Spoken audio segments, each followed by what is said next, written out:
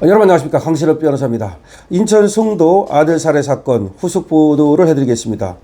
이 아버지는 집에 폭발물을 설치해서 생을 정리하려 했다라고 말하고 있고, 인명피해가 나더라도 어쩔 수 없다고 생각했다는 등의 얘기를 하고 있습니다. 범행 동기에 대해서는 가정 불화가 있었다는 얘기만 할 뿐이지 사실상 범행 동기는 알려고 하지 말아라 라면서 입을 다물고 있습니다. 그런데 어제 영장실질심사가 열렸습니다. 여기서 출석을 하지 않았습니다.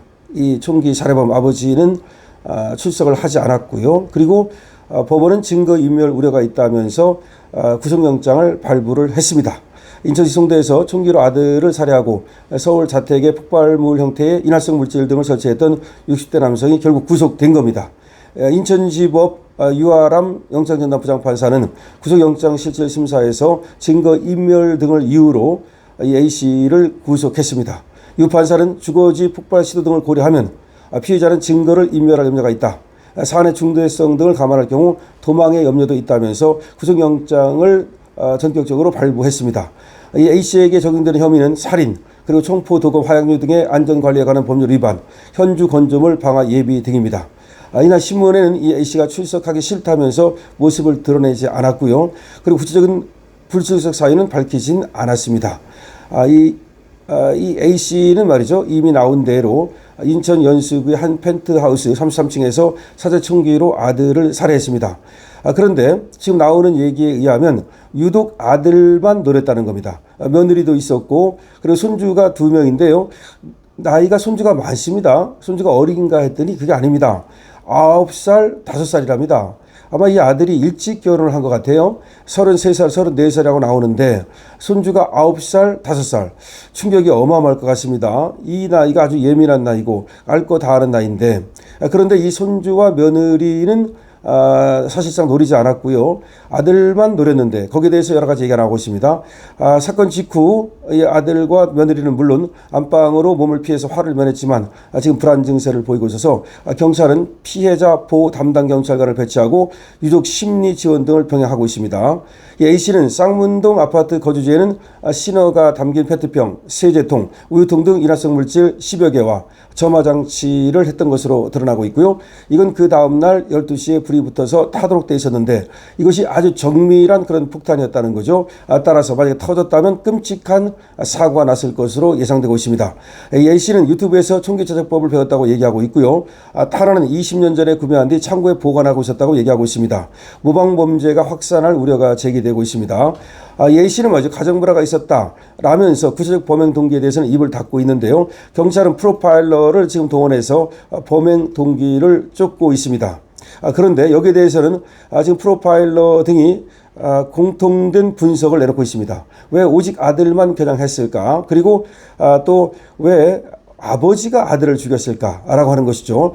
여기에 대해서 범죄 심리 전문가들은 이혼한 전처에 대한 열등감이나 질투 등이 원인일 수 있다는 분석을 내놓고 있습니다. 이 분석은 강신업 변호사도 저도 이미 영상을 통해서 이 사건의 동기를 추적했는데요. 역시 지금 범죄 심리 전문가들이 이혼한 전처에 대한 열등감이나 질투 등을 원인으로 분석하고 있습니다.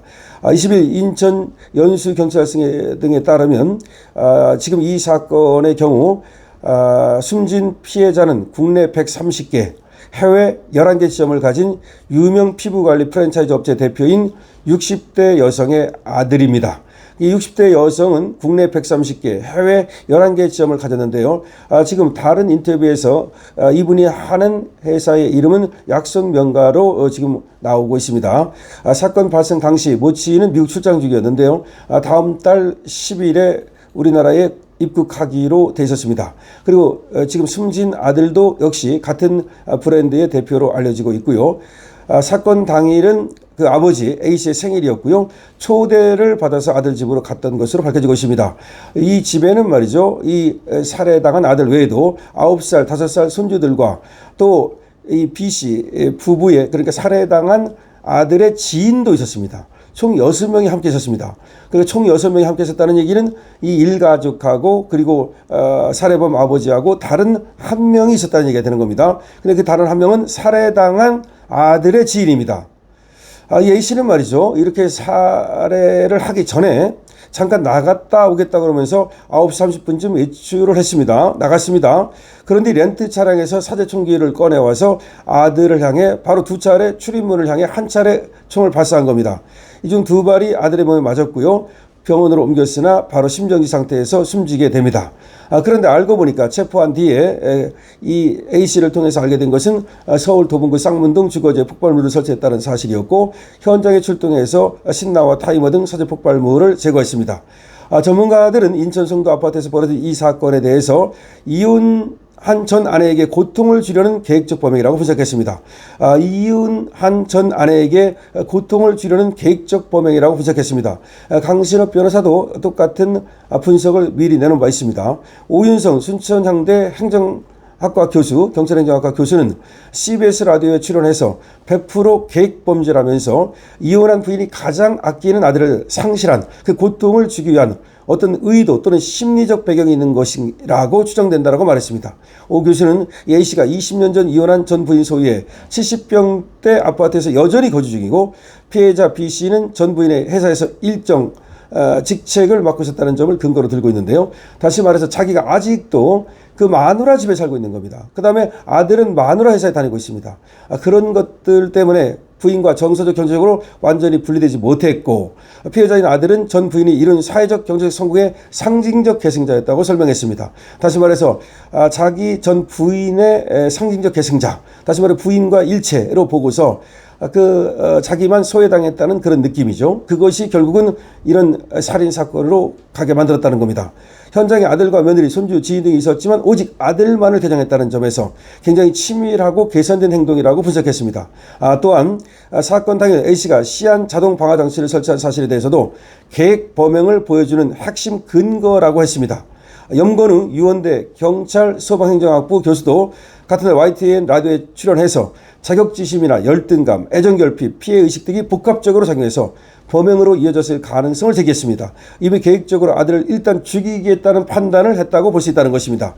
프로파일러 배상훈 우석대 경찰행정학과 교수도 머니투데이를 통해서 피의자가 가정 내 소외감과 자격지심, 열등감 등으로 범행을 저질렀을 가능성을 추측했습니다. 배 교수는 일종의 빈둥지 증후군, 자녀가 독립해 집을 떠난 뒤 부모가 느끼는 상실감처럼 소외감을 느끼는 상태에서 알파걸, 사회에서 두각을 나타내는 능력 있는 여성인 전체에 대한 박탈감 같은 게 발현돼 범행에 영향을 끼쳤을 것이라고 설명했습니다. 빈둥지 증후군을 앓고 있다가 알파걸에 대한 박탈감, 그러니까 출세한 여성 전처에 대한 박탈감, 이것이 이 사건의 심리적 배경일 것이라고 말했습니다. 경찰은 피의자가 가정불화를 이유로 범행했다고 진술하고 있지만 구체적인 동기는 밝히지 않고 있다고 전하고 있습니다. 경찰은 살인과 현주 건조물 방화 미수 혐의 등으로 구속영장을 신청했고, 구속영장이 법원에 의해서 발부됐습니다. 자, 지금 계속해서 송도 살인사건에 대한 후속 지금 뉴스가 나오고 있는데요. 제가 종합적으로 오늘 정리를 해드렸습니다. 구속됐습니다. 법원의 영장실질심사에 의해서 구속이 됐고요. 영장실질심사에는 나가지 않았습니다. 지금 전처는 미국에 있고요. 미국에서 다음 달 원래 10일에 귀국하기로 돼 있었는데요. 지금 급거 귀국할 것으로 보이고요. 지금 범행 동기도 어느 정도로 나오고 있는데요. 전문가들은 범행 동기에 대해서 빈둥지 증후군을 앓고 있던 이 A씨가 알파걸에 대한 하나의 소외감, 박탈감, 이런 것이 발현돼서 범행에 영향을 끼쳤을 것이라고 설명하고 있습니다. 정말 이 사건은 말이죠, 앞으로도 굉장히 이 사회에 많은 영향을 끼칠 것입니다. 왜냐하면 이게 말이죠, 박탈감을 앓고 있는 이런 남편이 한두 명이 아닐 것이기 때문이죠. 혹시 또 모방범죄가 발생할 가능성도 있기 때문에 특별히 주의를 기울여야 되고요. 그리고 제가 미리 말씀드린 것처럼 이 부모가 말이죠, 어차피 한 사람이 성공했다면 다른 한 사람이 다른 한 사람을 도와주는, 그리고 또 그 아들 역시 또 그 성공을 이어받았다면 그것은 내 성공이라고 받아들이는 그런 자세가 필요하다고 할 수 있습니다. 여러분, 강신업TV입니다. 강신업TV는 강신업 몰을 운영하고 있습니다. 여러분, 강신업 스토어에 가보면 말이죠, 거기서 많은 물건을 구경할 수 있는데요. 맨 앞에 화면에서도 보면은 바로 스토어 들어가기가 있습니다. 스토어 들어가기, 거기를 누르면 물건을 하나하나 구경할 수가 있습니다. 여러 가지 지금 몇백 개의 물건이 올라와 있는데요. 여러분께서 들어가 보시고 만약에 필요하다고 생각하면 이왕이면 강신업TV에서 구입해 주시기 바랍니다. 그리고 강신업TV의 구독자가 아니신 분께서는 구독해 주시고요. 그리고 좋아요와 또 공유 등을 눌러주시면 강신업 TV에 많은 도움이 됩니다. 여러분들의 도움 기다리겠습니다. 강신업 TV입니다.